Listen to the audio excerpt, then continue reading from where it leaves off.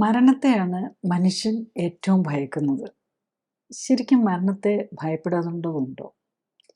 ജനിച്ചാൽ ഒരിക്കൽ മരിക്കുമെന്ന് എല്ലാവർക്കും അറിയാം. രാജാവും പണക്കാരനും പണമില്ലാത്തവനും സന്യാസിയും ഋഷിമാരും ജനിച്ചിട്ടുള്ള എല്ലാ മഹാത്മാക്കളും ശ്രീരാമനും ശ്രീകൃഷ്ണനും ശ്രീബുദ്ധനും ക്രിസ്തുവും നബിയും കേരളത്തിൽ ജനിച്ച ശ്രീ ശങ്കരാചാര്യരും ശ്രീനാരായണ ഗുരുവും ഒക്കെ മരിച്ചു. ആധുനിക പഠനങ്ങൾക്ക് മരണത്തെയും മരണശേഷം എന്ത് സംഭവിക്കുന്നു എന്നതിനെയും കുറിച്ച് എന്താണ് മനസ്സിലാക്കാൻ കഴിഞ്ഞിട്ടുള്ളത്? മെഡിക്കലി മരണം സംഭവിച്ചു എന്ന് സ്ഥിരീകരിച്ച ശേഷം CPR കാർഡിയോ പൾമണറി റിസസിറ്റേഷൻ നൽകി ജീവിതത്തിലേക്ക് തിരിച്ചു കൊണ്ടുവരാൻ കഴിഞ്ഞവരെക്കുറിച്ച് നടത്തിയ പഠനങ്ങൾ നൽകുന്ന സൂചനകൾ നാം മരണത്തെ ഭയപ്പെടേണ്ടതില്ല എന്നാണ്. നമ്മൾ നിയർ ഡെത്ത് എക്സ്പീരിയൻസിനെ കുറിച്ചുള്ള സ്റ്റഡീസിനെ കുറിച്ച് പറയുമ്പോൾ ആദ്യം നമ്മൾ എന്താണ് നമ്മൾ മെഡിക്കലി മരണം ഒരാളെ നമ്മൾ ഡയഗ്നോസ് ചെയ്യുക അല്ലെങ്കിൽ മെഡിക്കൽ മരണം സർട്ടിഫൈ ചെയ്യുക എന്നൊക്കെ പറയുമ്പോൾ എന്താണെന്ന് നോക്കുക എന്നുള്ളതാണ്. നമ്മൾ ഒന്ന് ഹാർട്ട് ബീറ്റാണ്. ഹാർട്ട് ഇപ്പം നമ്മൾ ഒന്നും നമുക്ക് എക്യുപ്മെൻറ്റ്സ് ഒന്നും ഇല്ലെങ്കിൽ നമ്മൾ പൾസാണ് ഒരു ഡോക്ടർ പിടിച്ച് നോക്കുന്നത്. പിന്നെ ഹാർട്ട് ബീറ്റ് ഉണ്ടോ എന്നറിയാൻ ചെസ്റ്റിൽ സ്റ്റെതസ്കോപ്പ് വെച്ച് നോക്കും. ഇപ്പോൾ ഒരു ICU യൂണിറ്റിലാണെങ്കിൽ ECG ഉണ്ടാവും, ECG ഫ്ലാറ്റ് ആവും. അതാണ് ഒന്ന്. ഹാർട്ട് ബീറ്റ് നിന്ന് പോയാൽ ECG ഫ്ലാറ്റ് ആവും. നമ്മളിങ്ങനെ പോകുന്ന ECG ഫ്ലാറ്റ് ആവും. പിന്നെ ഉള്ളത് നമുക്ക് ചെയ്യാവുന്ന വീണ്ടും ഒന്നും കൂടി ഇത് ചെയ്യണമെന്നുണ്ടെങ്കിൽ കാർഡിയാക് ICUലൊക്കെ ആണെങ്കിൽ എക്കോ നോക്കാനുണ്ടാകും. അതായത് ഒരു അൾട്രാസൗണ്ട് സ്കാനിൻ്റെ ഒരു പ്രോബ് ഉണ്ടാകും.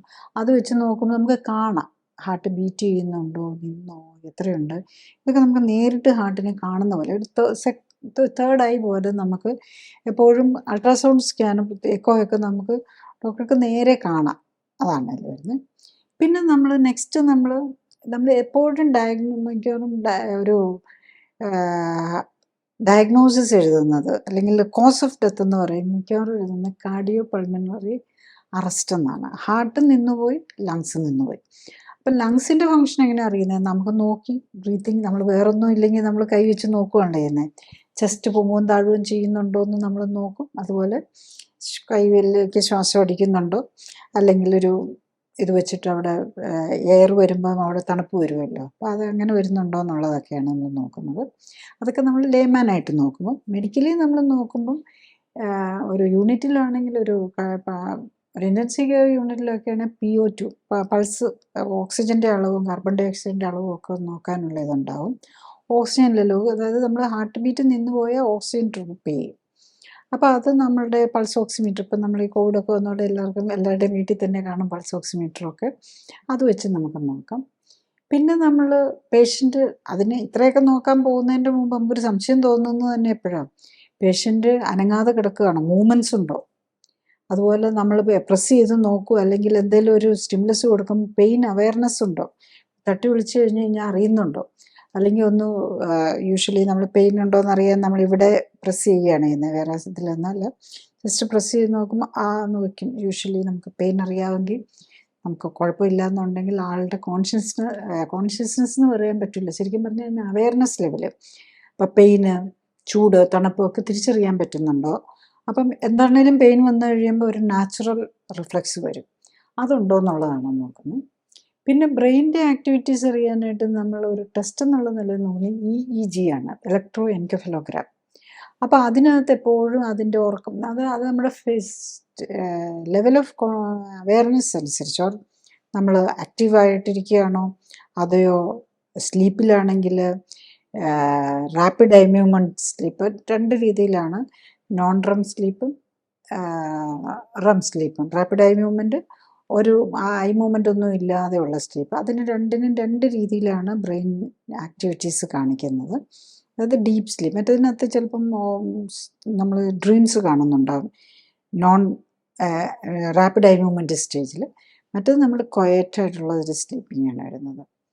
പിന്നെ നമ്മൾ ബേസിക്കലി നമ്മൾ അനസ്തീസിയൊക്കെ കൊടുക്കുന്ന ഒരു സമയമുണ്ടല്ലോ, അതൊരു കോമ പോലെയുള്ളത്. അപ്പോൾ നമ്മൾ ബ്രെയിൻ ആക്ടിവിറ്റി കുറേ കൂടെ കുറയ്ക്കുക. ശരിക്കും ഒരു ആർട്ടിഫിഷ്യലി കൺട്രോൾഡ് ഇൻഡ്യൂസ്ഡ് കോമയാണ്. നമ്മൾ കോമയിലേക്ക് പോയി എന്നൊക്കെ പറയുമല്ലോ, അതൊക്കെ ബ്രെയിൻ ഇഞ്ചുറിയൊക്കെ വന്ന് കോമ വരുന്നത്. അത് ഒരു ടൈപ്പ് ഓഫ് കോമ. നമ്മൾ ഈ അനസ്തീസിയ, അതായത് ജനറൽ അനസ്തീസിയ തന്നെ പലതരമുണ്ട്. ലോക്കൽ അനസ്തീസിയ ഉണ്ട്, സ്പൈനൽ ഒരു ഭാഗം മാത്രമായിട്ട് ഇത് ചെയ്യുന്നുണ്ട്. ജനറൽ അനസ്തീസിയ എന്ന് പറഞ്ഞാൽ നമ്മൾ ഹോൾ ബോഡി അനസ്തറ്റിസ് ചെയ്യുന്നു. നമ്മുടെ സെൻസേഷനും അവെയർനെസ്സും മെമ്മറി, അവിടെ 3 കാര്യങ്ങളാണ്. സെൻസേഷന്, മോട്ടോർ ആക്ടിവിറ്റീസിൽ കുറയ്ക്കാൻ, പിന്നെ മെമ്മറിയും കൂടെ. ഈ 3 കാര്യങ്ങൾ ഡിഫറെൻറ്റ് ലെവലിൽ. ഇപ്പോൾ എത്ര ലെവൽ ഓഫ് അനസ്തീസിയാണോ വേണ്ടത്, ഒരു പ്രൊസീജിയർ എന്തെങ്കിലും ഒരു കാര്യം ചെയ്യാൻ വേണ്ടിയിട്ടാണ് അനസ്തീസിയ കൊടുക്കുന്നത്, ആ കൺട്രോൾഡ് ടൈമിലേക്ക് അത് ചെയ്യാന്നുള്ളത്. അപ്പോൾ അത് ചെയ്യുമ്പോഴും ബ്രെയിൻ ആക്ടിവിറ്റീസ് ഡിഫറെൻറ്റ് രീതിയിലായിരിക്കും കാണിക്കുന്നത്. അപ്പോൾ ആ മെമ്മറി കാര്യങ്ങളും ഒക്കെ കൺട്രോൾ ചെയ്യുന്നത്, അതായത് ബ്രെയിനിൻ്റെ ആക്ടിവിറ്റീസിനെ കൺട്രോൾ ചെയ്യാനുള്ള മെഡിക്കേഷൻസാണ് ഇതിനകത്ത് നമ്മൾ എടുക്കുന്നത്. അപ്പം നമ്മൾ ഈ നിയർ ഡെത്ത് എക്സ്പീരിയൻസ് സ്റ്റഡീസ് എന്ന് പറഞ്ഞിരിക്കുന്നത് നമ്മൾ ചെയ്യുന്നത് ഇതെല്ലാം യൂഷ്വലി എമർജൻസി റൂമിലാണ് കൂടുതൽ ഇങ്ങനത്തെ സ്റ്റഡീസ് നടത്തിയിരിക്കുന്നത്. അതായത് ഒരു പേഷ്യൻ്റ് വരുന്നു, നമ്മൾ അപ്പോഴേക്കും പൾസും ഹാർട്ട് ബീറ്റും ഒന്നും ഇല്ലാതെ വരുന്ന പേഷ്യൻറ്റിന് CPR കൊടുത്ത് റിവൈവ് ചെയ്യുന്ന ഒരു യൂണിറ്റ്, അങ്ങനെയുള്ളതിലാണ് ബേസിക്കലി. പിന്നെ ഉള്ളത് കാർഡിയാക് ICUലാണ്. അപ്പം ഏകദേശം ശരിക്കും പറഞ്ഞാൽ ഈ നിയർ ഡെത്ത് സ്റ്റഡീസൊക്കെ തുടങ്ങിയത് ഒരു 1970s.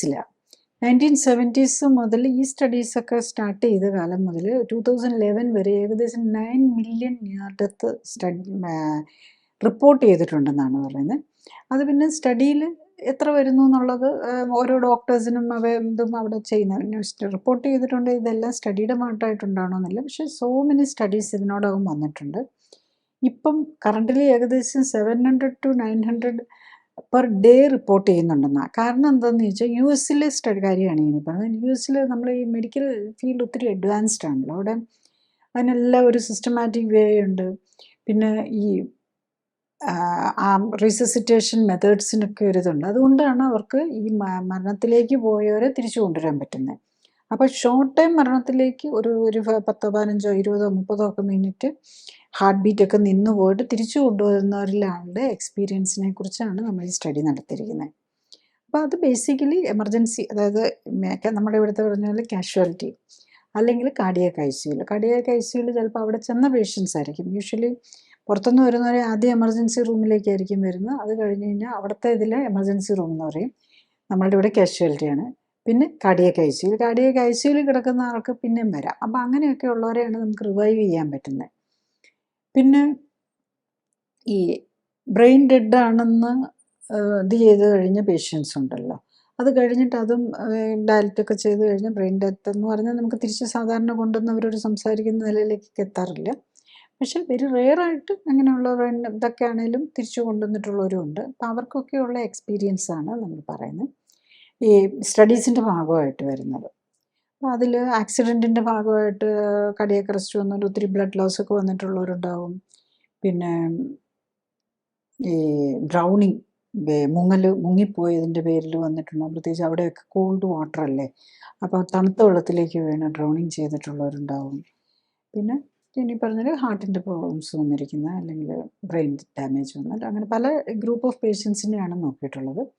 അതിൽ ഈ സ്റ്റഡീസിനെ കുറിച്ച് നമ്മൾ പറയുമ്പോൾ ഏറ്റവും പ്രോമിനൻ്റ് ആയിട്ടുള്ള സ്റ്റഡീസ് ഇതിൽ ഒന്ന് ഒരു കാർഡിയോളജിസ്റ്റാണ്, പിങ് വാൻ ലോമൽ എന്ന് പറഞ്ഞ്. അതൊരു ഡച്ച് ഫിസിഷ്യനാണ്. ഫിസിഷ്യനല്ല, ശരിക്കും കാർഡിയോളജിസ്റ്റാണ്, ഇൻ്റർവെൻഷണൽ കാർഡിയോളജിസ്റ്റാണ് അദ്ദേഹം. അപ്പോൾ അദ്ദേഹം ഒരു 10 ഡച്ച് ഹോസ്പിറ്റൽസിൽ കൂടെ കമ്പൈൻ ചെയ്തുകൊണ്ട് ഒരു 344 സർവൈവേഴ്സിൽ എടുത്തിട്ടുള്ള ഒരു സ്റ്റഡി. അത് ലാൻസെറ്റ്, മെഡിസിനിലെ എല്ലാവരും കേട്ടിട്ട് കാണും, ലാൻസെറ്റ് മെഡിക്കൽ ഇതിനകത്ത് വരുന്ന വളരെ ഏറ്റവും one of the prestigious journals ആണ് ലാൻസെറ്റ് എന്ന് പറയുന്നത്. അതിൽ 2001 അദ്ദേഹത്തിൻ്റെ സ്റ്റഡി വന്നു. യൂഷ്വലി ഇത്തരം സ്റ്റഡീസിനൊക്കെ വന്നിരുന്ന പ്രോബ്ലം എന്താണെന്ന് ചോദിച്ചു കഴിഞ്ഞാൽ, ഒന്ന് ഇങ്ങനത്തെ എക്സ്പീരിയൻസ് ഉള്ള പേഷ്യൻസിന് പറയാൻ തന്നെ മടിയാണ്. പറയുമ്പം അവർക്ക് തോന്നലാണ്, അല്ലെങ്കിൽ ഹലൂസിനേഷനാണ്, അവർക്ക് അവർ മാനസിക രോഗിയാണെന്ന് സംശയിക്കുക എന്നുള്ളതാണ് അവരുടെ ഒരു പേടി. ഈവൻ ഡോക്ടേഴ്സിനോട് പറഞ്ഞാൽ പോലും അവർ പ്രോപ്പർ ഇമ്പോർട്ടൻസ് കൊടുക്കാറില്ല. അല്ലെങ്കിൽ അതിനൊക്കെ അതിൻ്റെ ഒരു പാർട്ടല്ലല്ലോ. അങ്ങനെ അതുപോലെ തന്നെ സ്റ്റഡീസിന് ഈ ലാൻസെറ്റിലൊക്കെ പബ്ലിഷ് ചെയ്യണമെങ്കിൽ അതിന് ആ ക്രൈറ്റീരിയസ് എല്ലാം മീറ്റ് ചെയ്തിട്ടുണ്ടാണ്. ക്രൈറ്റീരിയസ് ഈ ഡോക്ടർക്ക് ശരിക്കും പറഞ്ഞാൽ ഇതൊക്കെ കാരണം പബ്ലിക്കിൻ്റെ ഇടയിൽ ആക്സെപ്റ്റൻസും ഡോക്ടേഴ്സിൻ്റെ ഇടയിൽ തന്നെ ആക്സെപ്റ്റൻസ് ഇല്ല. പിന്നെ അതുപോലെ ഇതിനൊന്നും ഫണ്ട് ചെയ്യാൻ ആളില്ല. ഇത്തരം സ്റ്റഡീസ് ഒന്നും ഫണ്ട് ചെയ്യും, എല്ലാത്തിനും സ്റ്റഡീസിന് ഫണ്ട് വേണമല്ലോ, ഫണ്ട് ചെയ്യാനും ആളില്ല. കാരണം എപ്പോഴും പ്രൈവറ്റ് ഫണ്ടിങ് കിട്ടണമെങ്കിൽ എപ്പോഴും ഫൈനാൻഷ്യൽ ബെനിഫിറ്റ് വേണം. ഇത്തരം സ്റ്റഡീസിനൊന്നും ഒരു ഫൈനാൻഷ്യൽ ബെനിഫിറ്റ് ഇല്ല. പിന്നെ ഗവൺമെൻറ് ഫണ്ട് കിട്ടണമെന്നുണ്ടെങ്കിൽ ഇതിനകത്ത് ഈ സ്റ്റിഗ്മ കിടക്കുകയാണ്, ഇതൊക്കെ തോന്നലാണ് എന്നുള്ളത്. അപ്പോൾ ഇദ്ദേഹം ഇൻട്രസ്റ്റ് കൊണ്ട് സെൽഫ് ഫൈനാൻസ്, അദ്ദേഹത്തിൻ്റെ എക്സ്ട്രാ ടൈമും ഫ്രീ ടൈമും ഒക്കെ യൂസ് ചെയ്തും സ്വന്തം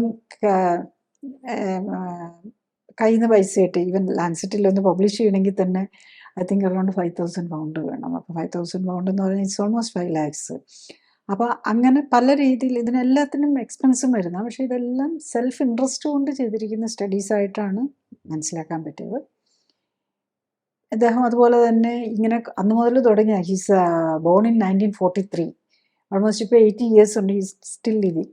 അപ്പോൾ അദ്ദേഹത്തിൻ്റെ പുസ്തകവും വന്നിട്ടുണ്ട്. ആദ്യം ലാൻസെറ്റിൽ 2001 പ്രസിദ്ധീകരിച്ചു. അത് കഴിഞ്ഞിട്ട് പുസ്തകം വന്നിട്ടുണ്ട്, കോൺഷ്യസ്നസ് ബിയോണ്ട് ലൈഫ് എന്ന് പറഞ്ഞ് 2007 അദ്ദേഹത്തിൻ്റെ ഉണ്ട്. പിന്നെ വേറൊരു മെയിൻ ഒരു ഈ ഫീൽഡിൽ ഏറ്റവും സ്റ്റഡീസ് നടത്തിയിട്ടുള്ള ഒരു സൈക്കാട്രിസ്റ്റാണ് റെയ്മണ്ട് മൂഡി. സൈക്കോളജിസ്റ്റ് അല്ല, സൈക്കാട്രിസ്റ്റ്. അതായത് മെഡിക്കൽ ഡോക്ടറാണ്, ഈ സൈക്കാട്രിസ്റ്റ് സ്പെഷ്യലൈസ് ചെയ്ത്. റെയ്മണ്ട് മൂഡി എന്ന് പറഞ്ഞ് he was born in 1944 I think. മറ്റേ ആൾ ഇപ്പോൾ 79 years ഉണ്ട്. Is also now also living. അദ്ദേഹത്തിൻ്റെ ഈ എക്സ്പീരിയൻസ് ശരിക്കും പറഞ്ഞ് ഇദ്ദേഹം എങ്ങനെയാണ് ഈ ഫീൽഡിലേക്ക് ഈ നിയർ ഡെത്ത് എക്സ്പീരിയൻസ് സ്റ്റഡി ചെയ്യാൻ ഇറങ്ങുന്നതെന്ന് ചോദിച്ചു കഴിഞ്ഞാൽ, അദ്ദേഹത്തിന് ഒരു ക്ലോസ് ആയിട്ടുള്ള വേറൊരു ഡോക്ടർ ജോർജ് റിച്ചി എന്ന് പറഞ്ഞൊരു ഡോക്ടർ, അദ്ദേഹത്തിന് 20 അതായത് മെഡിക്കൽ സ്കൂളിലൊക്കെ ചെല്ലുന്നതിൻ്റെ മുമ്പ് 20 വയസ്സിൽ അവർ ഈ സ്കൂൾ ഫൈനൽ, അവിടുത്തെ +2 ആയിരിക്കണം, +2 കഴിഞ്ഞിട്ട് ഇവർ ആഘോഷിക്കാൻ പോയതാണ്. അപ്പം ഒരു കോൾഡ് വാട്ടറിലേക്ക്, അത് തടാകത്തിലേക്ക് വീഴുന്ന ഒരു സാഹചര്യം വന്നു. അപ്പോൾ ഡ്രൗണിങ് വന്നിട്ട് അദ്ദേഹം പിന്നെ ഒരു എക്സ്പീരിയൻസ് വന്നു. ഈ ഡോക്ടർ ഡോസ്റ്റിറ്റിക്ക് അദ്ദേഹം ഈ റെയ്മണ്ട് മൂഡിയായിട്ട് സംസാരിക്കും, ബിക്കോസ് ഹീസ് എ കാർഡിയോളജിസ്റ്റ് അല്ല സൈക്കാട്രിസ്റ്റാണ്. അപ്പോൾ ഇങ്ങനെ ഒരു എക്സ്പീരിയൻസ് ഉണ്ടായെന്ന് പറഞ്ഞു. അതുപോലെ പിന്നെ പല പേഷ്യൻസും ഇങ്ങനെ എക്സ്പീരിയൻസ് പറയാൻ തുടങ്ങിയപ്പോഴാണ് ഇദ്ദേഹം ഇതിനകത്തേക്ക് ഇൻട്രസ്റ്റ് ആകുന്നത്. ഈ ഡോക്ടർ ജോർജ് റിച്ചി ആണെങ്കിൽ അദ്ദേഹത്തിൻ്റെ എക്സ്പീരിയൻസ് റിട്ടേൺ ഫ്രം ടുമോറോ എന്നും പറഞ്ഞ് ഒരു പുസ്തകം പബ്ലിഷ് ചെയ്തിട്ടുണ്ട്. അത് 1978 പബ്ലിഷ് ചെയ്തിട്ടുണ്ട്. അത് അദ്ദേഹം സെൽഫ് എക്സ്പീരിയൻസ് ആണ്. ഡോക്ടർ മൂഡി ഇദ്ദേഹത്തിൻ്റെ എക്സ്പീരിയൻസിൽ നിന്നും മറ്റുള്ള പേഷ്യൻസിൻ്റെ എക്സ്പീരിയൻസിൽ നിന്നും പ്രചോദനം വന്നാണ് ഈ സ്റ്റഡീസിലേക്ക് പോകാൻ കാരണം. പിന്നെ ഈ ഫീൽഡിൽ ഏറ്റവും മെയിനായിട്ട് വേറൊരു ഡോക്ടർ ആണ് ഗ്രേസൺ എന്ന് പറഞ്ഞ വേറൊരു ഡോക്ടറുണ്ട്. അദ്ദേഹമാണ് ഗ്രേസൺസ് ND സ്കെയിൽ എന്നും പറഞ്ഞ് ഉണ്ടാക്കി. Doctor bruise Grayson. അദ്ദേഹം 1946 ജനിച്ചതാണ്. ഇപ്പോൾ 78 years ഉണ്ട്. അദ്ദേഹമാണ് ഇതിന് എന്തൊക്കെയാണ് നമ്മൾ നോക്കണ്ടേ എന്നുള്ളതിനൊരു സ്റ്റാൻഡേർഡ്സ് ഒക്കെ ഫിക്സ് ചെയ്ത് so many studies are going on. അപ്പോൾ എല്ലാത്തിനും കൂടെ ഒരു സ്കെയിൽ, ഏതൊക്കെ ക്യാരക്ടേഴ്സ് ഉണ്ട്, അതിലേതൊക്കെ പോസിറ്റീവാണ്, എല്ലാം വരണമെന്നില്ല. മെഡിക്കൽ ഇങ്ങനത്തെ സ്റ്റഡീസൊക്കെ നടത്താൻ ഒരു സ്റ്റാൻഡേർഡ്സ് ഫിക്സ് ചെയ്യാനായിട്ട് പലപ്പോഴും പലരും ഇപ്പോഴും ബാക്കിയുള്ളവരും യൂസ് ചെയ്യുന്നത് ഗ്രേസൺസ് ND സ്കെയിലാണ് യൂസ് ചെയ്യുന്നത്. പിന്നെ ഇപ്പോൾ അതിനെക്കുറിച്ചൊരു ഫൗണ്ടേഷൻ ND റിസർച്ച് ഫൗണ്ടേഷൻ ഉണ്ട്. അത് സെറ്റ് ചെയ്തിരിക്കുന്ന ഒരു ഡോക്ടർ ജെഫ്രി ലോങ് എന്നും പറഞ്ഞ്, അദ്ദേഹം ഒരു റേഡിയേഷൻ ഓൺകോളജിസ്റ്റാണ്. സോ ഞാൻ ഈ പറയുന്ന സ്റ്റഡീസ് എല്ലാം നടത്തിയിരിക്കുന്ന എല്ലാം സ്പെഷ്യാലിറ്റി സൂപ്പർ സ്പെഷ്യാലിറ്റി ഡോക്ടേഴ്സിൻ്റെ തന്നെ ഇൻട്രസ്റ്റിലുള്ളതാണ്.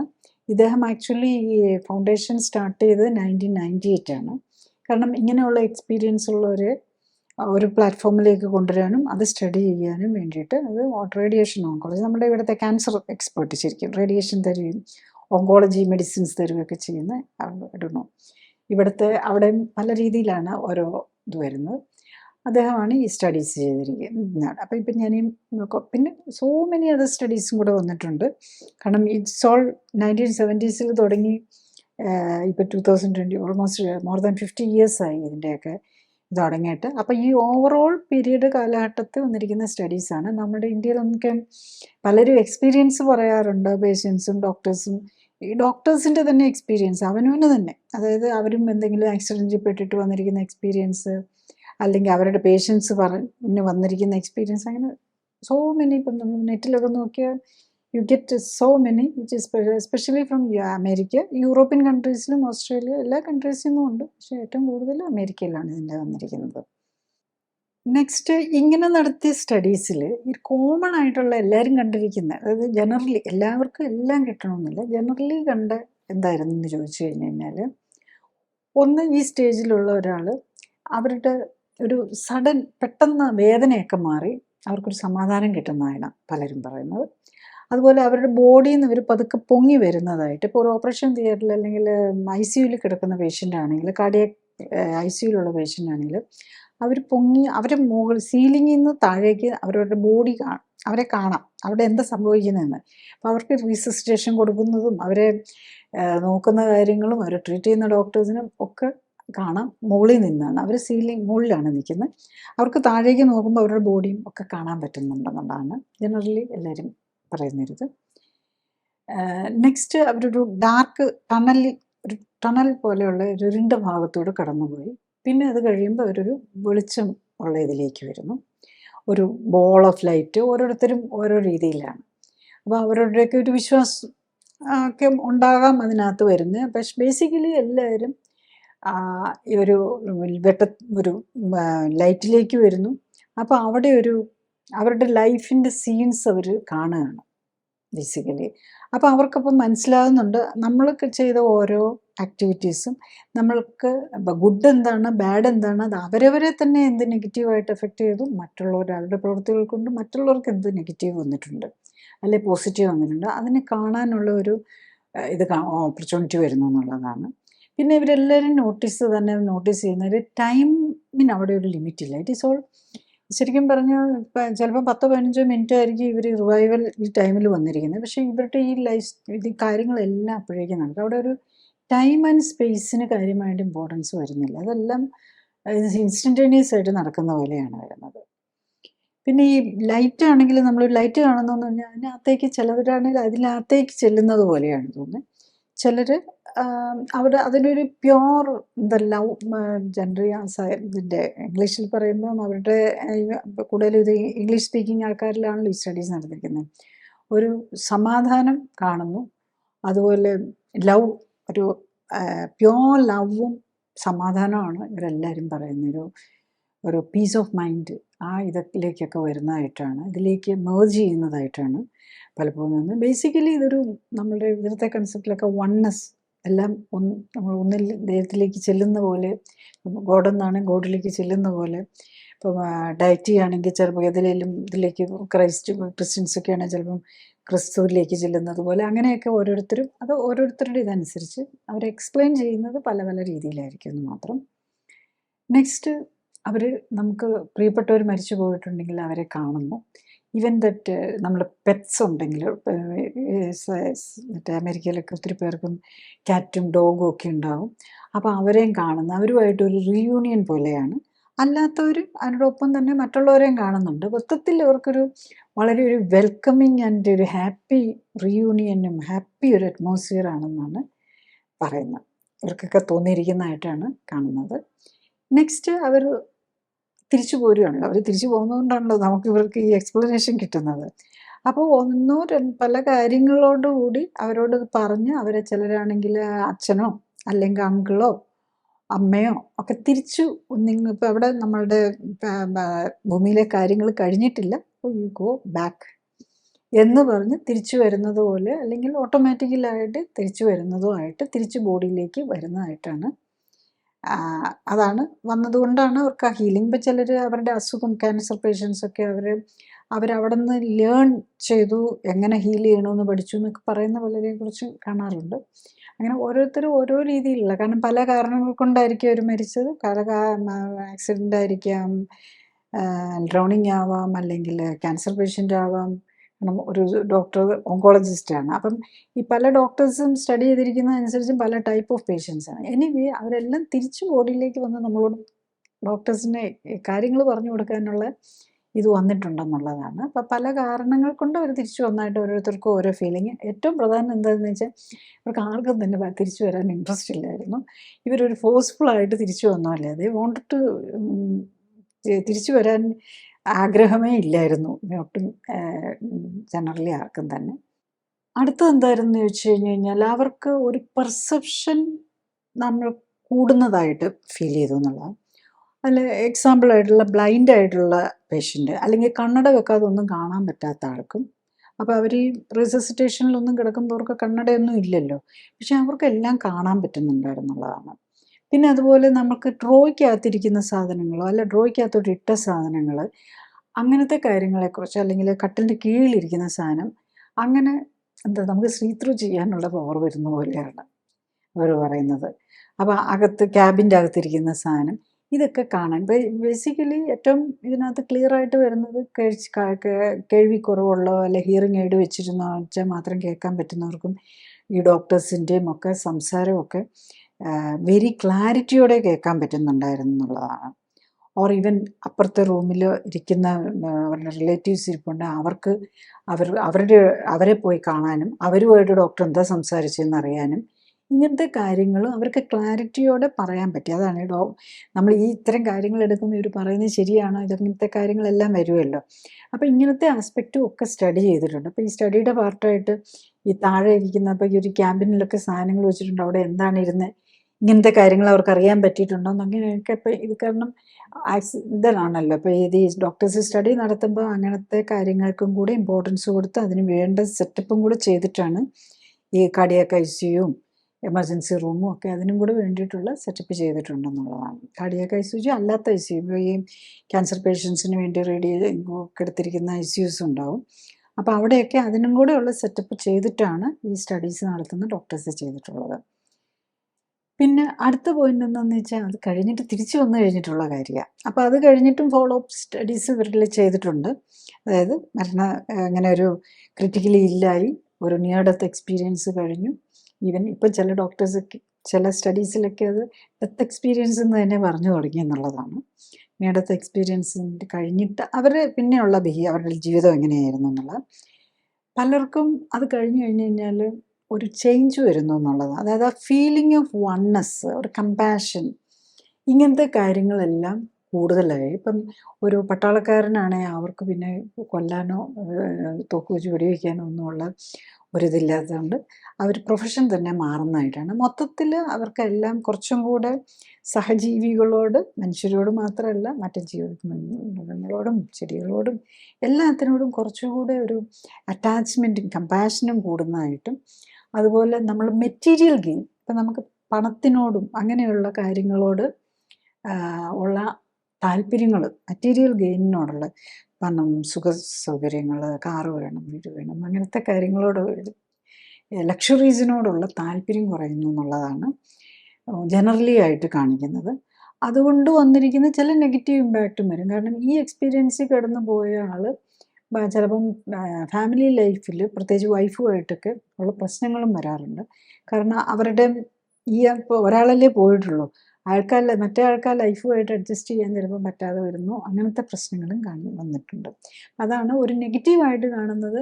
ചിലപ്പം ഈ ജോലിയിൽ പഴയ ജോലി തുടരാൻ ബുദ്ധിമുട്ട് പലർക്കും വരാം. പിന്നെ അതുപോലെ ഫാമിലി ലൈഫിലും സ്പൗസുമായിട്ടുള്ള പ്രശ്നങ്ങൾ, അല്ലെങ്കിൽ തന്നെ നമുക്കറിയാം അവിടെയൊക്കെ വെസ്റ്റേൺ കൺട്രീസിലൊക്കെ 3ഉം 4ഉം പ്രാവശ്യമാണല്ലോ മാരേജ് ചെയ്യുന്നത്. അപ്പോൾ അവരൊക്കെ അഡ്ജസ്റ്റ്മെൻറ്റ് പ്രോബ്ലംസ് വരുന്നു എന്നുള്ളതാണ്. പിന്നെ വെരി റെയറായിട്ട് എല്ലാം പോസിറ്റീവ് ആണോ എന്ന് ചോദിച്ചു കഴിഞ്ഞാൽ ആണെന്നും പറയാൻ പറ്റില്ല. വെരി റെയറായിട്ട് ചിലർ, പിന്നെ അവിടെ നോക്കുമ്പോൾ ഇംഗ്ലീഷുകാർ വന്ന് ഹെല്ലിഷ് ആണല്ലോ, ഒരു നെഗറ്റീവ് അവർക്കൊരു സഫോക്കേറ്റിംഗ് ആയിട്ട് തോന്നിയൊരു വെരി ഫ്യൂ. പക്ഷെ മോസ്റ്റ് ഓഫ് ദം ആർ ഈ പോസിറ്റീവ് ഇതാണ്. വെരി ഫ്യൂ മാത്രമേ ഒരു നെഗറ്റീവ് ആയിട്ട് എക്സ്പീരിയൻസ് പറഞ്ഞതായിട്ട് നമ്മൾ ഈ സ്റ്റഡീസിലൊക്കെ കാണുന്നത്. പിന്നെ ഈ നിയർ ഡെത്ത് എക്സ്പീരിയൻസ് ഉണ്ടായ രോഗികൾ അല്ലെങ്കിൽ ആ പേഷ്യൻസ്, അവർക്കും ഈ സ്റ്റഡി ചെയ്യുന്ന ആൾക്കാർക്കും വരുന്ന ഒരു പ്രോബ്ലം എന്തായിരുന്നു വെച്ചാൽ, ഒന്ന് ഇതിൻ്റെ തുടക്കകാലത്ത് 1970s ഓർക്കണം, അപ്പം നമ്മൾ എല്ലാം പ്രൂഫ് വേണമെന്നുള്ള കണക്കുകളാണല്ലോ എല്ലാത്തിനും. അപ്പം ഈ എക്സ്പീരിയൻസ് ആർക്കും പ്രൂവ് ചെയ്യാൻ പറ്റില്ല. എനിക്ക് ഇങ്ങനെ സംഭവിച്ചു, ഞാൻ മരിച്ചു, നമ്മളിങ്ങനെയൊക്കെ എനിക്ക് ഇതൊക്കെ തോന്നി, മരിച്ച പോലെ ഞാൻ അവിടെയൊക്കെ പോയി എന്ന് ഒരു കാർഡിയാക് അറസ്റ്റ് വന്ന് അല്ലെങ്കിൽ ഒരു ക്രിട്ടിക്കലി ഇല്ലായിട്ട് കഴിഞ്ഞ പേഷ്യൻ്റ് തിരിച്ചു വന്നു കഴിയുമ്പം അത് ആരും അതിനൊരു സ്റ്റിഗ്മ, അതൊരു മാനസിക രോഗമാണ്. അവർക്കത് അന്നേരത്തെ ഓക്സിജൻ ഡിപ്രിവിയേഷൻ അല്ലെങ്കിൽ ന്യൂട്രീഷൻ കുറവുണ്ട്. അപ്പം ആരും അതിനൊരു സിഗ്നിഫിക്കൻസ് കൊടുക്കുന്നില്ലായിരുന്നു ആദ്യകാലത്ത്. ഇപ്പോഴാണ് ഈ സ്റ്റഡീസിനൊക്കെ വന്ന് കൂടുതൽ അങ്ങനെ പേഷ്യൻസിനൊക്കെ പറയാൻ തന്നെ ഒരു ചാൻസ് വരുന്നത്. നേരത്തെ 1970s ഇതൊക്കെ തുടങ്ങുന്ന സമയത്ത് ഒന്നും ഈ ഒരു പറഞ്ഞാൽ ആക്സെപ്റ്റൻസ് കിട്ടുന്നില്ലായിരുന്നു രോഗിക്കാണേലും. ഈവൻ ദ ഡോക്ടേഴ്സ് അവർ കൺവിൻസ്ഡ് ആയി, അങ്ങനെയാണ് ഇതൊന്ന് സ്റ്റഡി ചെയ്യണമെന്ന് കരുതി അവർ ചെയ്യാൻ പോകുമ്പോഴാണെങ്കിലും അതിൻ്റെ ഒരു റിസൾട്ട് പബ്ലിഷ് ചെയ്യാൻ തന്നെ മെഡിക്കൽ ജേർണൽസ് തയ്യാറാകുകയില്ല. അതുകൊണ്ട് പബ്ലിഷ് ചെയ്യാൻ പറ്റില്ല. പിന്നെ അവർക്ക് അവരുടെ എക്സ്പീരിയൻസസ് പുസ്തകം പബ്ലിഷ് ചെയ്യാമല്ലോ, പുസ്തകം വഴി പബ്ലിഷ് ചെയ്യാനേ പറ്റുന്നുണ്ടായിരുന്നുള്ളൂ. ഇന്നൊക്കെ ഇപ്പോൾ കുറച്ചും കൂടെ ബോർഡർ നമുക്കറിയാം, സോഷ്യൽ മീഡിയ ഉണ്ട്. അതുകൊണ്ട് ഇന്ന് നമുക്ക് യൂട്യൂബിലും ഒക്കെ ഇഷ്ടംപോലെ ഇങ്ങനത്തെ എക്സ്പീരിയൻസ് കിട്ടും. അന്ന് 1970s നമ്മൾ മനസ്സിലാക്കണം, അതൊന്ന് പുറത്തേക്ക് പറയാൻ, എക്സ്പ്രസ് ചെയ്യാൻ ഈ എക്സ്പീരിയൻസിൽ കൂടെ കടന്നുപോയ ആൾക്കും പറയാനുള്ള ഒരു മാർഗ്ഗവും ഇല്ല, വൈഡർ ഇതിലേക്ക് കൊണ്ടുവരാൻ മാർഗം ഉണ്ടായിരുന്നില്ല. ഈ സ്റ്റഡീസ് നടത്തുന്ന ആൾക്കും അവരുടെ റിസൾട്ട് പബ്ലിഷ് ചെയ്യാനൊരു പോസിബിലിറ്റി ഇല്ല.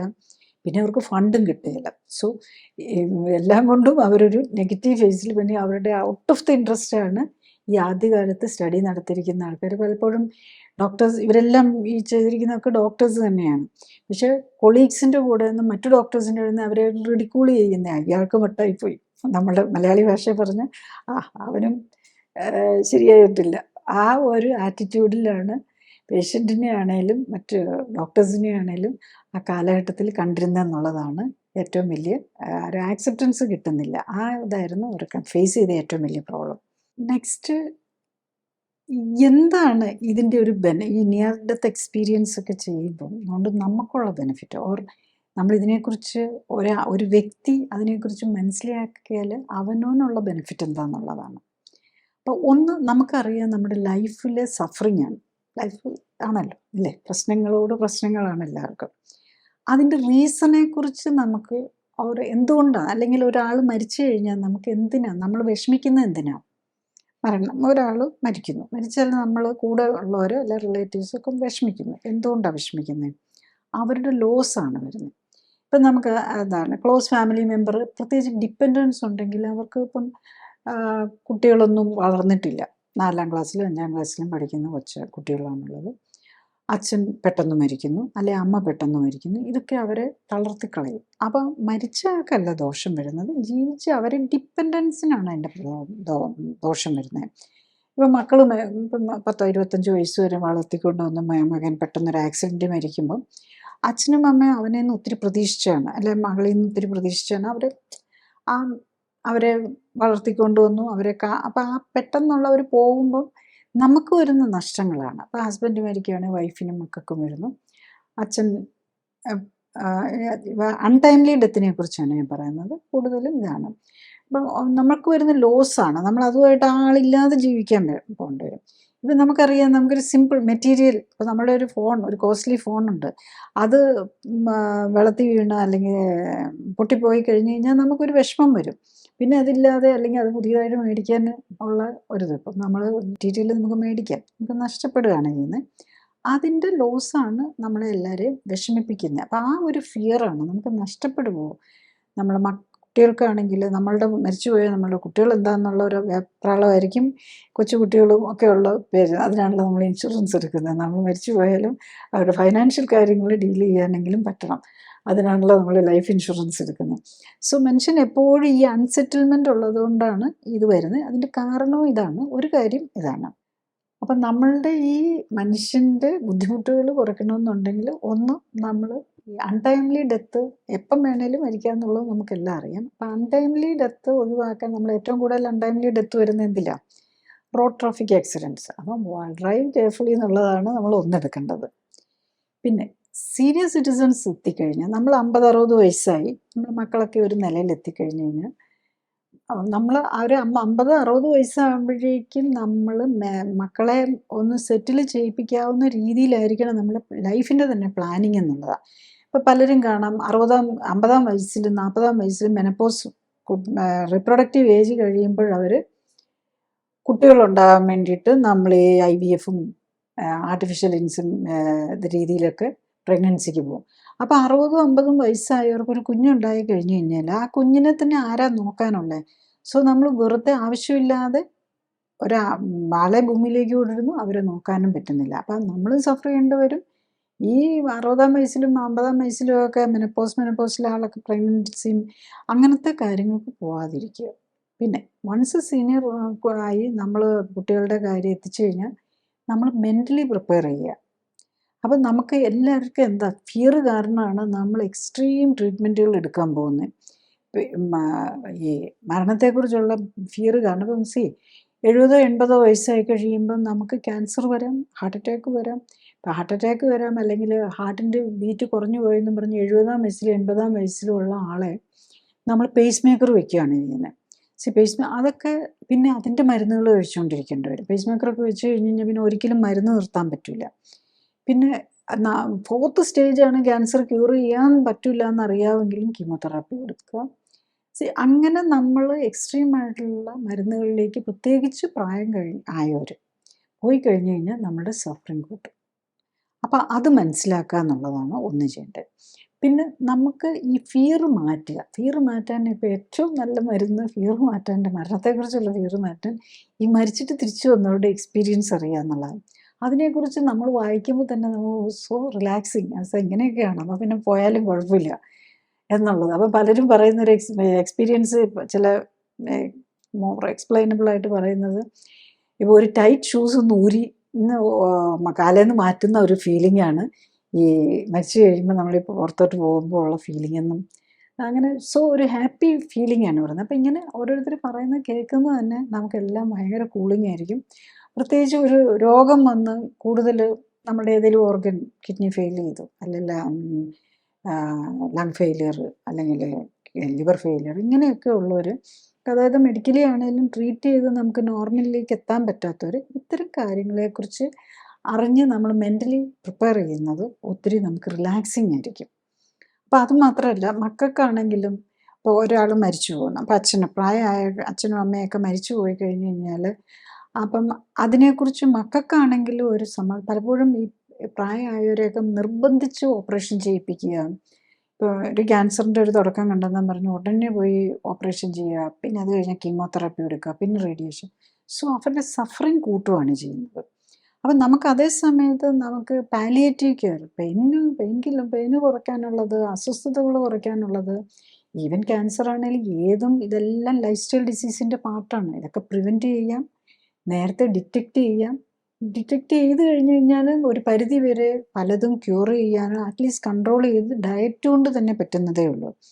അപ്പം അത് മനസ്സിലാക്കി അതിലേക്ക് പോവുക. മക്കളാണെങ്കിലും ഇപ്പോൾ 10-70-80 വയസ്സുള്ള പേരൻസിനെ അവരുടെ ഇഷ്ടമില്ലാതെ തന്നെ ഫോഴ്സ്ഫുള്ളായിട്ട് ബൈപ്പാസ് എന്നൊക്കെ പറഞ്ഞ മേജർ സർജറിയാണ്. അപ്പം ഡോക്ടേഴ്സിനത് പറയാതെ പറ്റില്ല. ഹാർട്ട് അറ്റാക്ക് വന്നു, ആൻജിയോഗ്രാം ചെയ്യാൻ പറയേണ്ടത് അവരുടെ റെസ്പോൺസിബിലിറ്റിയാണ്. കാരണം അല്ലെങ്കിൽ പിന്നെ ഒരു അറ്റാക്ക് വന്നു കഴിഞ്ഞാൽ ഡോക്ടർ ചെയ്യാത്തതുകൊണ്ടാണെന്ന് പറയും. ദാറ്റ് ഈസ് അങ്ങനെ 1-2 എക്സ്പീരിയൻസ് കിട്ടി 2-3 കേസ് എടുക്കേണ്ട വന്ന് ഡോക്ടേഴ്സ് എല്ലാം പറയുന്നത് ഇമ്മീഡിയറ്റ്ലി ആൻജിയോഗ്രാം. ഈവൻ ആൻജിയോഗ്രാം ചെയ്ത് അപ്പം തന്നെ സ്റ്റെൻറ്റ് ഇട്ടില്ലെങ്കിൽ പിറ്റേ ദിവസം വരെ വെയിറ്റ് ചെയ്തിരുന്നെങ്കിൽ ആ ഡോക്ടറിൻ്റെ കുഴപ്പം കൊണ്ടാണ് പിന്നെ അറ്റാക്ക് വന്നത്. അല്ലെങ്കിൽ അപ്പം തന്നെ ചെയ്തിരുന്നെങ്കിൽ എൻ്റെ അച്ഛൻ മരിക്കില്ലായിരുന്നെന്ന് പറയും. അപ്പോൾ ആ 1-2 എക്സ്പീരിയൻസ് കിട്ടിയതോടെ ഡോക്ടേഴ്സ് ആണെങ്കിൽ ഇപ്പം ചെന്ന് കഴിയുമ്പോൾ തന്നെ പറയും, ഓക്കെ ആൻജിയോഗ്രാം ചെയ്യാം, ആൻജിയോഗ്രാം ചെയ്ത് അപ്പം തന്നെ സ്റ്റെൻറ്റ് ഇടാൻ പറ്റിയില്ലെങ്കിൽ ഉടനെ ബൈപ്പാസ് ചെയ്യണമെന്ന് പറയും. ഞാൻ ഹാർട്ടിൻ്റെ പോയിൻ്റ് ഓഫ് വ്യൂവിൽ പറയുന്നത്. അപ്പം അത് നമ്മൾ മനസ്സിലാക്കണം. അത് ഒരു ലൈൻ ഓഫ് മാനേജ്മെൻറ്റ് അങ്ങനെയാണ്. ഒരു പ്രോട്ടോക്കോളുണ്ട്. ആ പ്രോട്ടോക്കോൾ അനുസരിച്ച് അത് പറയേണ്ടത് ഡോക്ടേഴ്സിൻ്റെ റെസ്പോൺസിബിലിറ്റിയാണ്. ട്രീറ്റ്മെൻറ്റ് എന്തെടുക്കണമെന്ന് തീരുമാനിക്കുന്നത് രോഗിയും ബന്ധുക്കളുമാണ്. അപ്പം രോഗിക്ക് പോലും പലപ്പോഴും ഫ്രീഡം കൊടുക്കാറില്ല. മക്കളും എല്ലാവരും കൂടി മിക്കവാറും ഇൻഷുറൻസും ട്രീറ്റ്മെൻറ്റൊക്കെ ഫ്രീ ആയിരിക്കും. അപ്പം മക്കൾക്ക് ആർക്കെങ്കിലും ഇൻഷുറൻസും അല്ലെങ്കിൽ ഫൈനാൻഷ്യലി പലർക്കും പ്രോബ്ലം ഉണ്ടാവില്ല, മിക്ക ഇൻഷുറൻസും ഉണ്ടാവും. സോ ഇൻഷുറൻസ് നമുക്ക് ഇത്രയും 5-8 ലക്ഷം രൂപ ഇൻഷുറൻസ് ആയിട്ട് ഫ്രീ ആയിട്ട് ട്രീറ്റ്മെൻറ്റ് എടുക്കാമെങ്കിൽ ആ ഓപ്പറേഷൻ ചെയ്തില്ലെങ്കിൽ അതൊരു നഷ്ടം പോലെയാണ്. എവരിത്തിങ് ലാഭവും നഷ്ടമാണെന്ന് നമ്മൾ നോക്കുന്നത്. ആ ആറ്റിറ്റ്യൂഡ് മാറണം. അതാണ് അപ്പം നമ്മുടെ സഫറിങ് ഒത്തിരി കുറയും. പിന്നെ നമുക്ക് എന്ത് ലൈഫ് സ്റ്റൈൽ ഡിസീസ് വന്നു കഴിഞ്ഞ് കഴിഞ്ഞാലും നമുക്കത് ഒരു പരിധി വരെ ഒരു മരുന്നിൻ്റെ ആവശ്യമില്ല. കണ്ടിന്യൂസ് ആയിട്ട് ഇങ്ങനെ മരുന്നും ഓപ്പറേഷനും ഇതൊന്നും ഇല്ലാതെ വേണമെന്ന് വെച്ച് കഴിഞ്ഞ് കഴിഞ്ഞാൽ ലൈഫ് സ്റ്റൈൽ കറക്റ്റ് ചെയ്യാൻ പറ്റുമെന്നുണ്ടെങ്കിൽ അവരെ കൺട്രോൾ ചെയ്യാവുന്നതേ ഉള്ളൂ. ലൈഫ് സ്റ്റൈൽ കറക്റ്റ് ചെയ്യാൻ മരുന്നില്ലാതെ, അതായത് കണ്ടിന്യൂസ് പെയിൻ എന്ന മരുന്ന്, അല്ലെങ്കിൽ ഒരു മുറിവ് വന്നു കഴിഞ്ഞാൽ, അല്ലെങ്കിൽ ഒരു ഒടിവ് വന്നു കഴിഞ്ഞാൽ അതിനൊന്നും എടുക്കണ്ടെന്നല്ല ഞാൻ പറയുന്നത്. നമ്മൾ കണ്ടിന്യൂസ് ആയിട്ട് പ്രഷറിനും ഷുഗറിനും ഒന്നും എടുക്കണ്ട. ടൈപ്പ് 1 ഡയബറ്റീസ് ആണെങ്കിൽ ഡെഫിനറ്റ്ലി ഇൻസുലിൻ ഇഞ്ചക്ഷൻ വേണം. അല്ലാത്ത കാര്യങ്ങൾക്ക് വേണ്ടിയിട്ട് ഒരു മരുന്നിൻ്റെ ആവശ്യമില്ല. അപ്പം ആ മരുന്ന് കഴിക്കാൻ തുടങ്ങുന്നതോടുകൂടി അയാളുടെ ആ ബാലൻസ് പോകും. കാരണം ഈ മരുന്നുകൾ നമ്മളുടെ എല്ലാ സിസ്റ്റത്തിനും, ഈവൻ ബ്രെയിനിനെയും ഒക്കെ അഫക്റ്റ് ചെയ്യും. അപ്പം മരുന്ന് കഴിക്കുന്ന ആൾ രോഗിയാണ്. അപ്പം മരുന്നില്ലാതെ ഇതൊക്കെ കൺട്രോൾ ചെയ്യുന്ന ആൾ മാത്രമാണ് രോഗിയല്ലാതെ ഇരിക്കുന്നത്. അവർക്ക് നമുക്കൊരു പ്രോപ്പർ തിങ്കിങ് കപ്പാസിറ്റിയും ഒക്കെ ഉണ്ടാവുള്ളൂ. അപ്പം ഇതൊക്കെ വായിച്ചാൽ മനസ്സിലാകണമെന്നുണ്ടെങ്കിൽ, അല്ലെ കേട്ടാൽ തന്നെ നമുക്കൊന്ന് മനസ്സിലാകണം, അതിൻ്റെ കൂടുതൽ സയൻസ് അറിയണമെങ്കിൽ, ഇപ്പം ഞാൻ ഈ പറയുന്ന കാര്യങ്ങൾ മനസ്സിലാക്കിയെടുക്കണമെങ്കിൽ നമുക്കൊരു ഇൻ്റലക്ച്വലി ഒരു ഒരു ഒരു ഒരു റീസണബിൾ ഒരു ലെവലുണ്ടെങ്കിലേ മനസ്സിലാക്കാൻ പറ്റുള്ളൂ. അപ്പം ആ ലെവൽ നമ്മുടെ ഇൻ്റലക്റ്റും നമ്മുടെ ബുദ്ധിയും ഒക്കെ മരുന്നുകളും എല്ലാം വെച്ച് മരവിച്ച് പോകാതെ നമ്മൾ ജീവിതശൈലി കറക്റ്റ് ചെയ്ത്, കറക്റ്റായിട്ടുള്ള ഫുഡ് കഴിച്ച്, കറക്റ്റായിട്ട് എക്സസൈസ് ചെയ്ത്, ബ്രെയിനിലേക്കൊക്കെ ഉള്ള ബ്ലഡ് സർക്കുലേഷൻ കൂട്ടി, ബ്രെയിനിനൊക്കെ വേണ്ട ന്യൂട്രീഷൻ കൊടുത്ത് വെക്കുക. പിന്നെ നമ്മൾക്കിങ്ങനെ മരിച്ചു കഴിഞ്ഞ് കഴിഞ്ഞാലും പല കാര്യങ്ങളും പോസിറ്റീവാണെന്ന് പോയിട്ട് വന്നവർ പറയുന്നതല്ലേ നമുക്ക് എടുക്കാൻ പറ്റുള്ളൂ. അപ്പം പോസിറ്റീവായിട്ടുള്ള കാര്യം കേട്ട് കഴിഞ്ഞ് കഴിഞ്ഞാൽ നമുക്കത് അറ്റ്ലീസ്റ്റ് നമുക്കൊരു കൂളിംഗ് ആയിരിക്കും, അല്ലെങ്കിൽ ഒരു ഒരു റിലാക്സിങ് ആയിരിക്കും, ഒരു സമാധാനം തരുന്ന കാര്യമായിരിക്കും. അപ്പോൾ ഇത്തരം കാര്യങ്ങളെക്കുറിച്ച് മനസ്സിലാക്കാൻ ശ്രമിക്കുക എന്ന് വെച്ച് കഴിഞ്ഞ് കഴിഞ്ഞാൽ, ഈവൻ ഒരു അൺടൈംലി ഡെത്ത് വന്നു കഴിഞ്ഞാലും പോയ ആൾ അവിടെ ഹാപ്പിയാണെന്ന് അറിയുന്നത് തന്നെ ഇവിടെ ഇരിക്കുന്നവർക്ക് ഒരു സമാധാനമായിരിക്കും. പിന്നെ പോയ ആളും അവിടെ ഒരു ബെറ്റർ സർക്കംസ്റ്റൻസിലാണ്. പിന്നെ നമ്മൾ പറയുമല്ലോ, നമ്മൾ മരിച്ചു പോയവരെപ്പോഴും നമ്മളുടെ കൂടെ ഉണ്ടാവുമെന്ന്. പേരൻസൊക്കെ പോയി കഴിഞ്ഞ് അവർക്ക് നമ്മളെ പല രീതിയിൽ ഗൈഡ് ചെയ്യാനും ഇൻഫ്ലുവൻസ് ചെയ്യാനും പറ്റിയെന്നിരിക്കാം. അതൊക്കെയാണല്ലോ നമ്മൾ പ്രതീക്ഷിക്കുന്നത്. നമുക്ക് പലപ്പോഴും നമ്മളുടെ ഡിയറസ്റ്റ് ആൾക്കാർ പോയിട്ടുണ്ടെങ്കിൽ അവർ നമ്മളെ ഗൈഡ് ചെയ്യാനൊക്കെ ഉണ്ട്. അതാണല്ലോ നമ്മൾ എപ്പോഴും ചിന്തിച്ചുകൊണ്ടിരിക്കുന്നത്. പേരൻസും ഒക്കെ നമ്മളെ വിട്ടുപോയാലും അവർ നമുക്ക് കൂടെ ഉണ്ടാകും. അവർ ഒരു നല്ല ഒരു സാഹചര്യത്തിലാണ്, അവർ ഒരു ബെറ്റർ ഇതിനേക്കാളും ഒക്കെ അവർ സഫറിങ് ഒന്നും ഇല്ലാത്ത ഒരു സാഹചര്യത്തിലാണ് ഉണ്ടോയെന്നറിയുന്നത്. പിന്നെ ഈ ഡിപ്പെൻഡൻ്റ് ആയിട്ടുള്ള കുട്ടികളും ഇപ്പം ഹസ്ബൻഡ് മരിക്കുകയോ അല്ലെങ്കിൽ അങ്ങനെയൊക്കെയുള്ള അൺടൈംലി ഡെത്ത് വരുമ്പോഴും അവരുടെ ഒരു പ്രചോദനം നമുക്ക് കിട്ടുമെന്നുള്ള ഒരു പ്രതീക്ഷയിൽ, അതേ സമയത്ത് ആ ഒരു കോൺഫിഡൻസ് വരുന്നത് തന്നെ നമുക്ക് ഒത്തിരി ആശ്വാസമായിരിക്കും. ജീവിക്കുന്നവർക്കാണെങ്കിലും, പോയ ആളെന്തായാലും അവിടെ ഹാപ്പിയാണ്. അപ്പം ജീവിക്കുന്നവർക്കാണെങ്കിലും അവരുടെ ഒരു മെൻ്റൽ സപ്പോർട്ടും കിട്ടുമെന്നുള്ളതും ആ രീതി ചിന്തിച്ചു കഴിഞ്ഞ് കഴിഞ്ഞാൽ നമ്മളുടെ ഇവിടുത്തെ നമ്മുടെ സഫറിങ്ങിന് ഒത്തിരി കുറവ് വരാനുള്ള സാധ്യതയുണ്ട്. ബേസിക്കലി നമ്മളത് ചുരുക്കി പറയുകയാണെങ്കിൽ, എമർജൻസി മെഡിക്കൽ സൗകര്യങ്ങൾ വർദ്ധിച്ചതോടെ മരിച്ച് തിരിച്ചു വരുന്നവരുടെ എണ്ണം കൂടി വരികയാണ്. ഒപ്പം തന്നെ കൂടുതൽ വിശദമായ നിയർ ഡെത്ത് എക്സ്പീരിയൻസ് സ്റ്റഡീസ് പഠനങ്ങൾ നടക്കുന്നുണ്ട്. ശാസ്ത്രീയ പഠനങ്ങളുടെ അടിസ്ഥാനത്തിൽ മരണാനന്തര അനുഭവങ്ങളെ അപഗ്രഥിച്ച് കൂടുതൽ അറിയാൻ കഴിയുന്നതോടെ മരണത്തെ ഭയപ്പെടാതെ ഒരുപക്ഷെ സന്തോഷത്തോടെ ഒരു ഫൈനൽ ടൂറിനായി കണ്ട് പോകാൻ റെഡിയാകുന്ന കാലം ഉണ്ടാകാമെന്ന് പ്രതീക്ഷിക്കാം. അടുത്തത്, ആരോഗ്യകാര്യങ്ങളെക്കുറിച്ച് സംസാരിക്കുന്ന വ്യക്തിയുടെ ശാസ്ത്രീയ ഇടത്തരം വിലയിരുത്തേണ്ടതുണ്ട് എന്നതാണ്. ഞാൻ ഡോക്ടർ ജോളി തോംസൺ, 1981 ബാച്ചിൽ കോട്ടയം മെഡിക്കൽ കോളേജിൽ നിന്നും MBBSും തുടർന്ന് തിരുവനന്തപുരം മെഡിക്കൽ കോളേജിൽ നിന്നും MDയും റീപ്രൊഡക്റ്റീവ് മെഡിസിനിലും സർജറിയിലും സ്പെഷ്യൽ ട്രെയിനിങ്ങുകൾക്കും ശേഷം ഗവൺമെൻറ് സർവീസിൽ ചേർന്നു. 97-ൽ റിസൈൻ ചെയ്ത ശേഷം എറണാകുളത്ത് തേവരയിൽ ലൈഫ് കെയർ സെൻ്ററിൽ മരുന്നുകളും ശസ്ത്രക്രിയകളും ഒഴിവാക്കി ക്ലിനിക്കൽ സപ്പോർട്ടോടെയുള്ള ജീവിതശൈലി ക്രമീകരണത്തിലൂടെ ജീവിതശൈലിയുമായി ബന്ധപ്പെട്ട രോഗങ്ങൾ തടയുന്നതിലും ചികിത്സിച്ചു മാറ്റുന്നതിനും ഊന്നൽ നൽകുന്നു. മോഡേൺ മെഡിസിനിൽ ഉപയോഗിക്കുന്ന മരുന്നുകളും ഓപ്പറേഷനുകളും ഫിസിയോതെറാപ്പിയും ഇമ്മ്യൂണിറ്റിയെ എങ്ങനെ സ്വാധീനിക്കുന്നു എന്നതിനെക്കുറിച്ച് പഠനങ്ങൾ നടത്തി. ഈ പഠനങ്ങളുടെ വെളിച്ചത്തിൽ ഇമ്മ്യൂണിറ്റിയെ ഉത്തേജിപ്പിക്കാനുള്ള പോഷകമിശ്രിതങ്ങളും ഓക്സിഫ്ലെക്സ് എന്ന പ്രത്യേക വ്യായാമ രീതിയും ഡെവലപ്പ് ചെയ്തു. ഈ പോഷകമിശ്രിതങ്ങളുടെയും ഓക്സിഫ്ലെക്സ് വ്യായാമത്തിൻ്റെയും സഹായത്തോടെ കോശങ്ങളെ ശാക്തീകരിച്ച് രോഗമുക്തിയെ സഹായിക്കാനും ആരോഗ്യം ഉത്തമമാക്കാനും നിലനിർത്താനും സഹായിക്കുന്ന സെൽ ആക്ടിവേഷൻ എന്ന നൂതന ചികിത്സാ രീതിയും ഡെവലപ്പ് ചെയ്തു.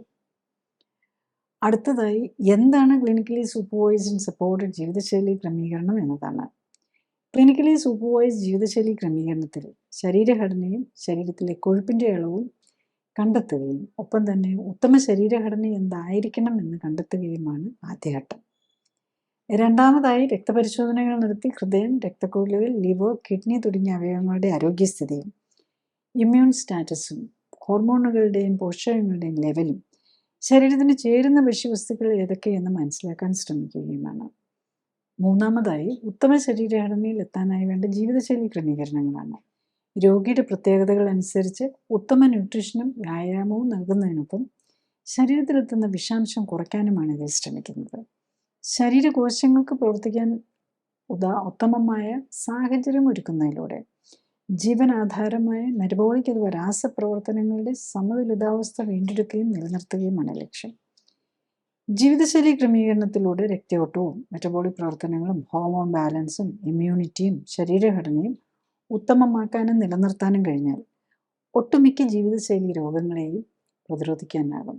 മാത്രമല്ല വർഷങ്ങളായി മരുന്ന് കഴിക്കുന്നവർക്ക് പോലും രോഗം മൂർച്ഛിച്ച് അവയവങ്ങൾ തീരെ നശിക്കുന്നതിന് മുൻപെങ്കിലും കേടായ ശരീരകോശങ്ങളുടെ പുനർനിർമ്മിതിക്ക് ആവശ്യമായ പോഷകങ്ങൾ നൽകാനും വിഷാംശം ശരീരത്തിൽ നിന്ന് തടയാനും ശരീരകോശങ്ങളെയെല്ലാം ഉത്തേജിപ്പിക്കാൻ ഉതകുന്ന വ്യായാമത്തിലൂടെ എല്ലാ ശരീരകോശങ്ങൾക്കും വേണ്ട രക്തയോട്ടം ലഭിക്കുന്നു എന്ന് ഉറപ്പാക്കാനും വേണ്ട ജീവിതശൈലി ക്രമീകരണത്തിന് തയ്യാറായാൽ പ്രമേഹവും പ്രഷറും ഹൃദ്രോഗവും അലർജിയും ആസ്മയും ആർത്രൈറ്റിസും ക്യാൻസറും പോലുള്ള ഒട്ടുമിക്ക ജീവിതശൈലി രോഗങ്ങളിൽ നിന്നും അവയ്ക്കായി കഴിക്കുന്ന മരുന്നുകളിൽ നിന്നും വേണ്ടി വരാവുന്ന ഓപ്പറേഷനുകളിൽ നിന്നും ഒക്കെ മോചനം നേടാനും കഴിയുന്നതേ ഉള്ളൂ. നെക്സ്റ്റ്, ഈ NDE കാര്യത്തിൽ എൻ്റെ പ്രൊഫഷണൽ എക്സ്പീരിയൻസ് എന്ന് ചോദിച്ചാൽ എനിക്ക് കാര്യമായിട്ട് അങ്ങനെ നമ്മളൊരു സ്റ്റഡിയോ അങ്ങനെ ഒന്നും നടത്തിയിട്ടില്ല.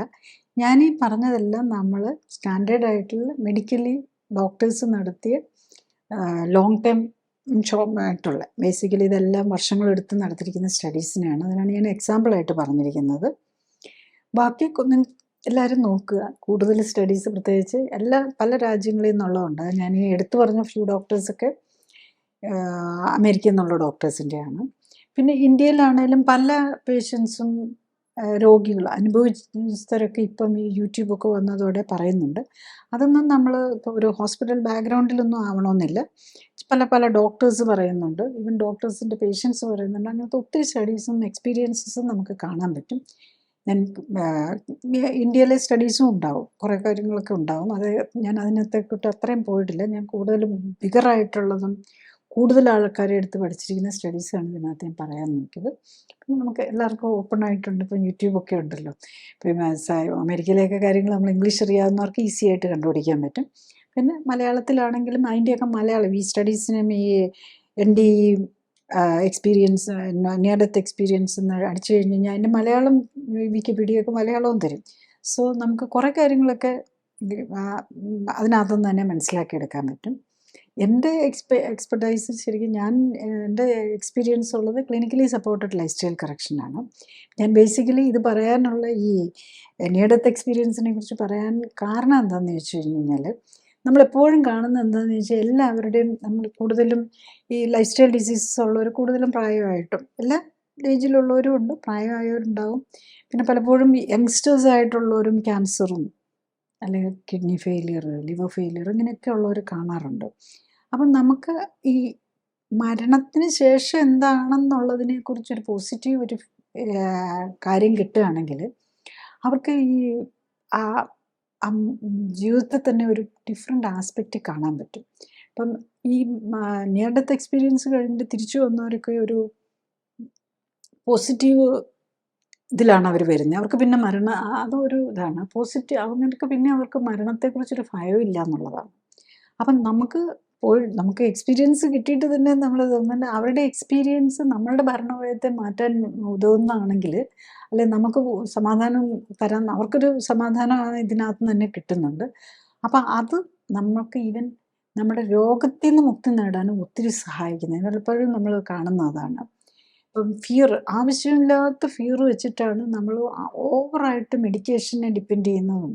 ഇപ്പോൾ ഒരു താങ്ങാൻ പറ്റാത്തൊരു അത്ര മേജർ സർജറിക്ക് പോവുക, താങ്ങാൻ പറ്റാത്ത പോലെയുള്ള മരുന്നുകൾ, പ്രത്യേകിച്ച് കീമോതെറാപ്പിയും ക്യാൻസറിന് വേണ്ടിയുള്ള മരുന്നുകളൊക്കെ അത്രയധികം ടോക്സിക്കാണ്. അപ്പോൾ അതെല്ലാം എടുത്ത് അതിനേക്കാളും ആദ്യം ഉണ്ടായിരുന്ന ശരിക്കും ക്യാൻസറിനൊക്കെ മരുന്നുകൾ എടുക്കാൻ തുടങ്ങുമ്പോഴാണ് അവർ അസ്വസ്ഥതകൾ അറിയാൻ തുടങ്ങുന്നത്. അവർ നേരത്തെ കണ്ടുപിടിക്കും, പലപ്പോഴും ടെസ്റ്റുകളുടെ വഴി കണ്ടുപിടിച്ച് അന്നേരം ഒരു രോഗം ഉണ്ടാവില്ല, ട്രീറ്റ്മെൻറ്റ് തുടങ്ങുമ്പോഴേക്കും മുതൽ സഫറിങ് തുടങ്ങും. ഇതെല്ലാം ട്രീറ്റ്മെൻറ്റ് എടുത്താലും ചിലപ്പോൾ 1-2 വർഷത്തിനുള്ളിൽ പല പ്രാവശ്യം ഓപ്പറേഷനും, അങ്ങനെ വളരെ ഒരു ഒത്തിരി മനുഷ്യർ കഷ്ടപ്പെടുന്നതായിട്ട് കാണുന്നു. അപ്പോൾ അതുകൊണ്ടാണ് ഞാൻ ഇതിനെക്കുറിച്ച് പറയാൻ കാരണം. പിന്നെ എൻ്റെ ഇതെന്ന് പറഞ്ഞു കഴിഞ്ഞാൽ ഞാൻ കാണുന്നത് എന്താണെന്ന് വെച്ച് കഴിഞ്ഞാൽ, ഇപ്പോൾ ഡയബറ്റീസ് ആണെങ്കിലും ഹൈപ്പർ ടെൻഷൻ ആണെങ്കിലും ഹാർട്ട് ഡിസീസ് ആണെങ്കിലും ഏത് രോഗത്തിനാണെങ്കിലും നമ്മൾ ഈ clinically supported life style correction കൊണ്ട് എന്തൊക്കെ മരുന്നുകൾ കഴിക്കുന്നുണ്ടോ അതെല്ലാം തന്നെ, ഇപ്പോൾ ഡയബറ്റീസിനും ഹൈപ്പർ ടെൻഷനും എല്ലാത്തിനും ആശ്വാസം ലഭിക്കുന്നു എന്നുള്ളതാണ്. സിംറ്റമാറ്റിക് റിലീഫ് ശരിക്കും ഇതിന് വീക്ക് കുറഞ്ഞു വരുന്നുണ്ട്. എല്ലാം മാറുമെന്നല്ല പറയുന്നത്. നമുക്ക് ഒരു എന്തൊക്കെ മരുന്നിനും കിട്ടാത്ത relief within a week or 2 മിക്കവാറും സിംറ്റംസിന് കിട്ടുന്നുണ്ട്. ഇപ്പോൾ നമ്മൾ കാണുന്ന ആർത്രൈറ്റിസ്, റൊമറ്റോയിഡ് ആർത്രൈറ്റിസ്, ഈ റീനൽ ഫെയിലിയർ പോലും ശരിക്കും ഫെയിലിയർ ആകുന്നതിൻ്റെ മുമ്പ് കണ്ടുപിടിച്ച് നമ്മൾ നേരത്തെ ആണെങ്കിൽ അതിലേക്കൊന്നും പോവുകയില്ല. കിഡ്നിയുടെയൊക്കെ ആണെങ്കിൽ ഇപ്പോൾ കിഡ്നി ഫങ്ഷൻസ് നേരത്തെ നോക്കുക, ലിവർ ഫങ്ഷൻ നേരത്തെ നോക്കുക, ഫാറ്റി ലിവർ വരുമ്പോഴേ തന്നെ ട്രീറ്റ് ചെയ്യുക, കിഡ്നിയുടേതാണെങ്കിൽ GFR കുറഞ്ഞു വരുമ്പോൾ തന്നെ ട്രീറ്റ് ചെയ്യുക, ഡയബറ്റീസ് ആണെങ്കിൽ ഈവൻ പ്രീ ഡയബറ്റിക് സ്റ്റേജിൽ തന്നെ ട്രീറ്റ് ചെയ്ത് മാറ്റുക, അത് റിവേഴ്സ് ചെയ്യുക. ഹാർട്ട് പേഷ്യൻസ് ആണെങ്കിൽ നമ്മൾ എല്ലാ ലെവലിലുള്ളവരെയും കാണാറുണ്ട്. ചെയ്യാവുന്ന എല്ലാം ചെയ്ത് മൾട്ടിപ്പിൾ ടൈംസ് സെൻറ്റിട്ടോ 1-2 പ്രാവശ്യമൊക്കെ ബൈപ്പാസ് ചെയ്തിരിക്കുന്നവരെയൊക്കെ കാണാറുണ്ട്. ഇതൊക്കെ കഴിഞ്ഞിട്ടുള്ള അത് ഒന്നും ചെയ്യാനില്ലാത്തവർക്ക് പറഞ്ഞവർക്ക് പോലും നമ്മൾ ഈ ലൈഫ് സ്റ്റൈൽ കറക്ഷനൊക്കെ ചെയ്ത് അവർ വില്ലിങ് ആയിട്ടുള്ളവരാണെങ്കിൽ ലൈറ്റായിട്ട് ബെഡിൽ കിടന്ന് ചെയ്യുന്ന എക്സസൈസ് ഉണ്ടാകും, സ്പെഷ്യൽ ഫുഡ് ഉണ്ടാകും. ഇതൊക്കെ കഴിച്ചു കഴിഞ്ഞ് കഴിഞ്ഞാൽ അവർ മച്ച് ബെറ്ററായിട്ട് അതും വെരി ഫാസ്റ്റ് റിസൾട്ട് കാണുന്നുണ്ട്. അപ്പം ലൈഫ് സ്റ്റൈൽ ഡിസീസും മറ്റ് നമുക്ക് ലൈഫ് സ്റ്റൈൽ ഓറിയൻറ്റഡ് ഡിസീസാണല്ലോ ഇന്നിപ്പം ഏറ്റവും കൂടുതൽ ഡിസീസും ഏറ്റവും കൂടുതൽ മനുഷ്യർ ദുരിതം അനുഭവിക്കുന്നത് അതിൻ്റെ സൈഡ് ഇഫക്റ്റാണ്. ഡയബറ്റീസിൻ്റെ സൈഡ് ഇഫക്റ്റ്, ഹൈപ്പർ ടെൻഷൻ്റെ സൈഡ് ഇഫക്റ്റ്, ഇതൊക്കെ കൊണ്ടാണ് വരുന്നത്. ഇതൊക്കെ നമുക്ക് മാറ്റാവുന്ന കാര്യങ്ങളേ ഉള്ളൂ, റിവേഴ്സ് ചെയ്യാവുന്നേ ഉള്ളൂ, പ്രൊവൈഡ് ജീവിതശൈലി മാറ്റാൻ. അപ്പോൾ അത് മാറുന്നതോടുകൂടി നമ്മളുടെ ഈ ഭൂമിയിലെ സഫറിങ്ങിന് കുറേ ആശ്വാസം കിട്ടും. പിന്നെ ഇതൊക്കെ ചെയ്തു കഴിഞ്ഞ് കഴിഞ്ഞാൽ നമ്മൾ പ്രായമായാലും മരിക്കാതെ പറ്റില്ല, സെനലിറ്റി കൊണ്ട് മരിക്കും. അപ്പം നമ്മളുടെ ഒരു ബോഡി ഡിസൈൻ ചെയ്തിരിക്കുന്നത് തന്നെ അതിൻ്റെ എക്സ്പയറി കഴിയാറായി കഴിഞ്ഞാൽ അത് പോയേ പറ്റുള്ളൂ.